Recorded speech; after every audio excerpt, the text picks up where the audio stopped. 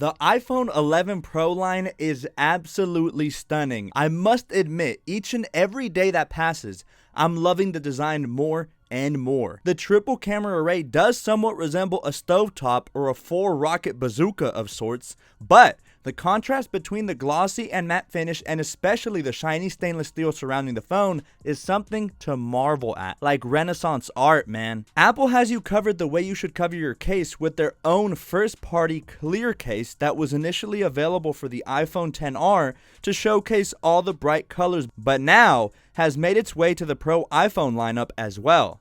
The biggest issue I have with this is the awful price it comes in at. Now, by looking at this case, tell me, does this not look like your everyday typical eBay case that comes from China? Man, Apple, come on. Anyway, you know how we do it on this channel. We're going to take a really close look at this case and see if the price is justified. Let's do it.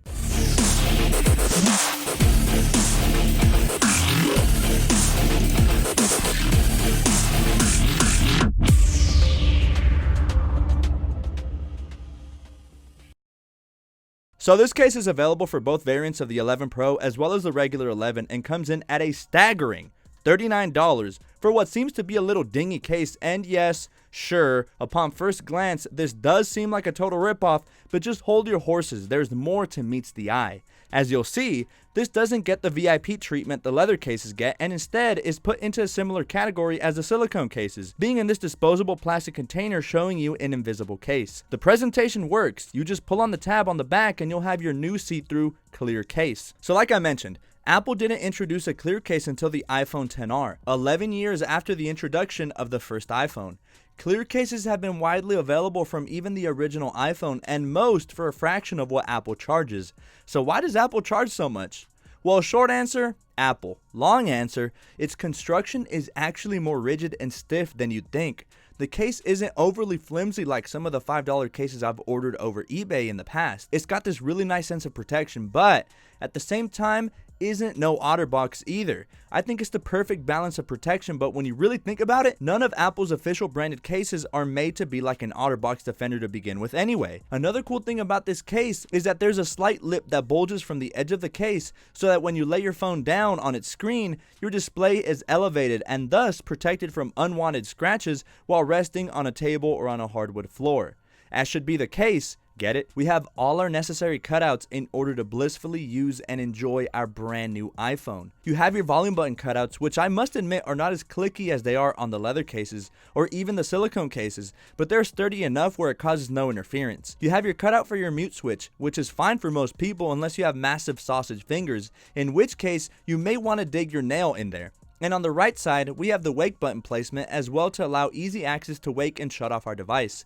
With this device primarily being gesture-based, I'm happy that the bottom cutout remains. This is a double-edged sword though, because while the bottom cutout is near essential to do all your gestures like going home, scrolling in between apps, and much more, it also means if your iPhone takes a hard hit during a fall to the bottom of your phone, it may consequently suffer more damage as compared to other cases with full body protection. On the back, you'll see your massive square cutout in order to make room for your triple camera array or dual camera array, and being a first party accessory, the cutouts are perfect with no overlapping or poor asymmetrical cutouts. It really makes the back frosted glass on the Pro iPhone pop even more and looks hella sick on the new midnight green color.